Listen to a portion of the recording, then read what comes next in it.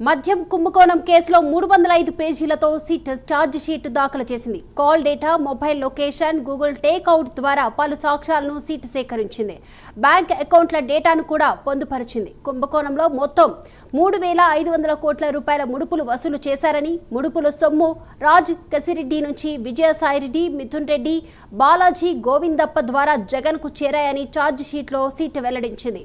మద్యం విధానం మార్పు ముడుపుల కోసమేనని కూడా సిట్ పేర్కొంది. ఈ అంశానికి సంబంధించి ఓవరాల్ అప్డేట్స్ అందించడానికి మా ప్రతినిధి రాజ్ కుమార్ సిద్ధంగా ఉన్నారు. రాజ్ కుమార్,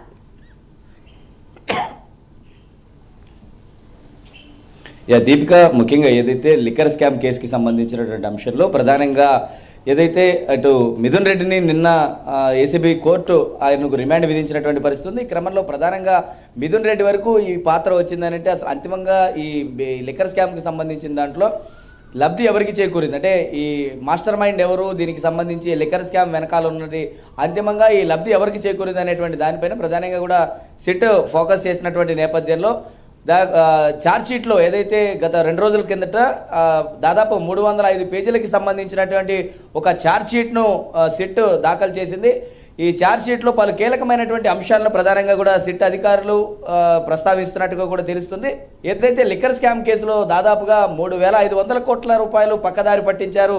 కేవలం లిక్కర్ స్కామ్కి సంబంధించి ఈ పాలసీని మార్పు చేసింది కూడా ముడుపులు పక్కదారి పట్టించడం కోసమే. ఈ డిజిటల్ పేమెంట్స్ అన్నింటినీ కూడా ఆపి కేవలం నగదు రూపంలోనే వీటన్నిటిని కూడా తీసుకురావటం, అదేవిధంగా డిజిటలైజేషన్ చేయాల్సినటువంటి బిల్స్ అన్నింటినీ కూడా మాన్యువల్ రూపంలోకి తీసుకురావాల్సినటువంటి ఎందుకు వచ్చాయనేటువంటి దానిపైన కూడా సిట్ అధికారులు ఫోకస్ చేస్తే వారందరూ కూడా విస్తుపోయేటువంటి నిజాలు ఒకసారిగా కూడా వెలుగులోకి వచ్చినాయి.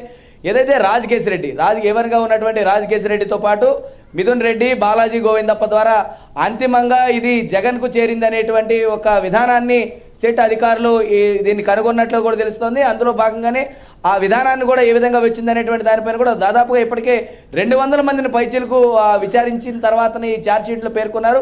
మరొక 20 రోజుల్లో ఒక అదనపు ఛార్జ్ షీట్ని, ఒక అడిషనల్ ఛార్జ్ షీట్ని కూడా దాఖలు చేస్తామని చెప్పినటువంటి పరిస్థితి ఉంది. ఈ క్రమంలో ఏదైతే మిథున్ రెడ్డిని అదుపులోకి తీసుకున్నటువంటి తర్వాత పలు కీలకమైనటువంటి అంశాలను మిథున్ రెడ్డి ముందు ఉంచినటువంటి నేపథ్యంలో అసలు ఈ లిక్కర్ స్కామ్ కేసులో ఎక్కడెక్కడ ఈ నగదును మళ్లించారు, ఎన్నెన్ని షెల్ కంపెనీలకు మార్చారు, ఎవరెవరు ఈ పాత్రలో ఉన్నారనేటువంటి దానిపైన కూడా ప్రధానంగా సిట్ అధికారులు ఫోకస్ చేస్తే వారందరూ కూడా ఆశ్చర్యపోయేటువంటి ఒక అంశాలను కూడా తీసుకుని వచ్చారు. ఏదైతే దుబాయ్లో ఉన్నటువంటి కొన్ని కంపెనీల ద్వారానో, అదేవిధంగా బంగారం కొనుగోళ్లు, ఇదే విధంగా రియల్ ఎస్టేట్లో పెద్ద ఎత్తున పెట్టుబడులు పెట్టించేటువంటి విధంగా కూడా తీసుకుని వచ్చారు. ఇందులో 60 కోట్ల రూపాయల వరకు సిట్ అధికారులు దీన్ని సీజ్ చేసినట్లు కూడా చెప్పారు. ఒకవైపు ఎన్నికల్లో ఈ 3,500 కోట్ల రూపాయల అవినీతి ఏదైతే జరిగిందో ఈ 3,500 కోట్ల రూపాయల్లో కొంతమేర ఎన్నికల్లో కూడా ఖర్చు చేసినట్లుగా కూడా సిట్ అధికారులు ప్రాథమికంగా కూడా ఒక నిర్ధారణకు వచ్చారు.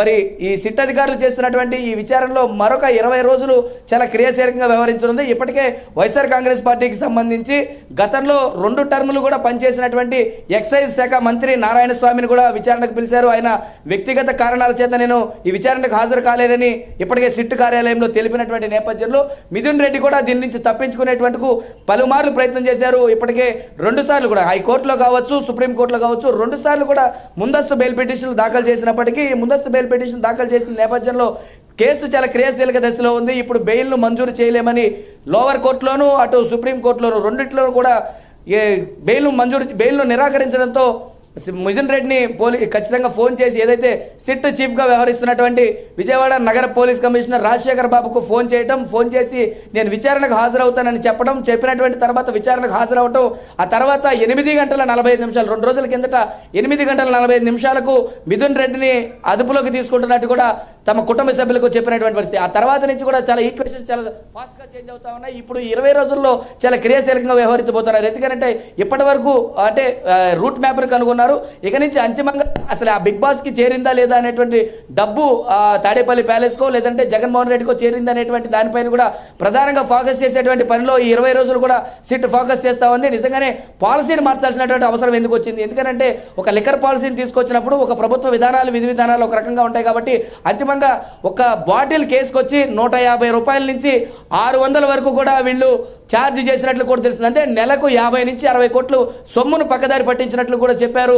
దాదాపుగా ఇందులో ఏదైతే 60 కోట్ల వరకు కూడా సీజ్ చేసినట్లు కూడా సిట్ అధికారులు ప్రాథమికంగా నిర్ధారించారు. అంటే ఏ మేర అవినీతి జరిగింది, నెలకు 60 కోట్లు అంటే అసలు ఏ మేర ఈ లిక్కర్ లాభాలను తీసుకున్నారు, అసలు పాలసీని ఎందుకు మార్చారు, ఇది ప్రధానంగా కూడా సిట్ అధికారుల ముందు ఉన్నటువంటి పెద్ద ప్రశ్న.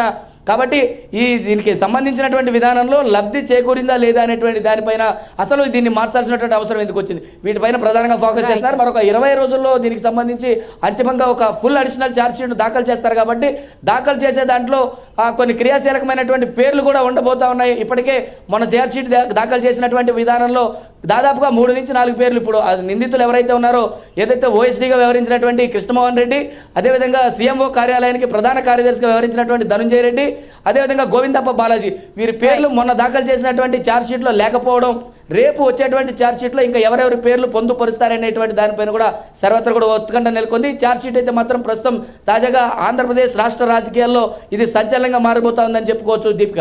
Right, thank you Raj Kumar.